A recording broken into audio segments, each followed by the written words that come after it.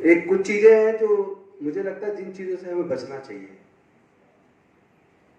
हमें व्यक्तियों के नारे लगाना बंद करना पड़ेगा, नेताओं के खासतौर पे। जब हम नेताओं के नाम के नारे लगाते हैं और नेताओं के गले में मालाएं जरूरत से ज्यादा डालते हैं, तो नेता अपने आप को फिर जमीन से ज्यादा ऊंचा समझने लगता है और नेता अपने पद से भटक जाता तो पूरा मिशन भटक जाता है। बाबा साहेब खुद बताकर गए कि हमें व्यक्ति पूजक नहीं बनना है।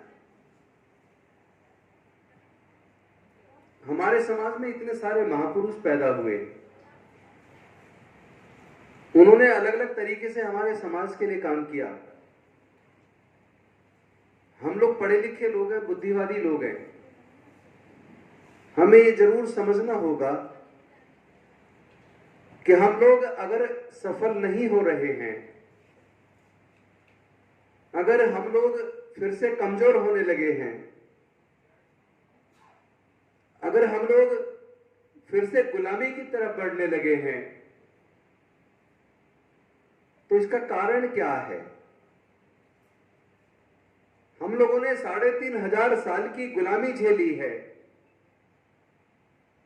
धर्म के आधार पर हमारे पढ़ने लिखने पर, व्यापार करने पर, संपत्ति रखने पर धार्मिक बंदिश थी। डॉक्टर बाबा साहेब अंबेडकर जी ने अपना पूरा जीवन लगाकर हमारे न केवल 3500 साल की गुलामी को खत्म किया, बल्कि हमारे आगे बढ़ने के रास्ते बना दिए। लेकिन जो डॉक्टर बाबा साहेब अंबेडकर हमें देकर गए थे,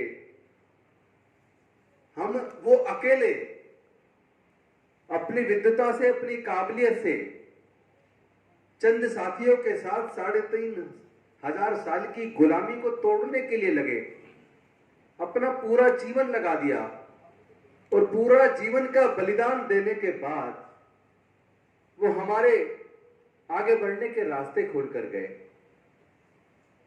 उनके बनाए रास्ते की वजह से हम जज बन गए, कलेक्टर बन गए, डॉक्टर बन गए, इंजीनियर बन गए, साइंटिस्ट बन गए, प्रोफेसर बन गए, वकील बन गए, टीचर बन गए, तमाम तरह की बड़ी से बड़ी पोस्ट पर पहुंचे, यहां तक कि राष्ट्रपति बन गए, मुख्यमंत्री बन गए।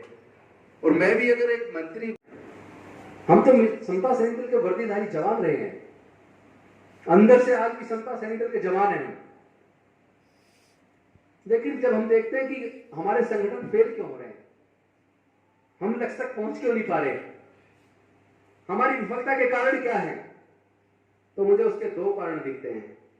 एक तो ये कि हम लोगों के साथ अंधे होकर रात दिन लोगों के नारे लगाने शुरू कर देते हैं और नेता को, व्यक्ति पूजा शुरू कर देते हैं, व्यक्ति को ज्यादा बड़ा बना देते हैं और विचारधारा को छोड़ देते हैं। हम कहते हैं बाबा साहब हम तुम्हें मानते हैं, लेकिन हम बाबा साहब की बात को नहीं मानते। ये हमारी एक तो गलती ये है जिसकी वजह से मिशन फेल हो रहा है। और दूसरी गलती ये है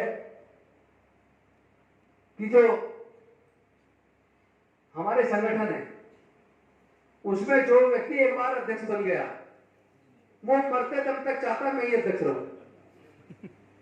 कितना ही साफ पानी क्यों ना हो, उसे बहुत शुद्ध बढ़िया से बढ़िया बर्तन में रख दो, कुछ दिन बाद एक दिन ऐसा आएगा वो पानी भी सड़ जाएगा। तो जो लोग 25-25, 30-30 साल से कुर्सी पर बैठे हैं, वो लोग दिमाग से सड़ चुके हैं, वो इस मूवमेंट को आगे नहीं चला पाएंगे।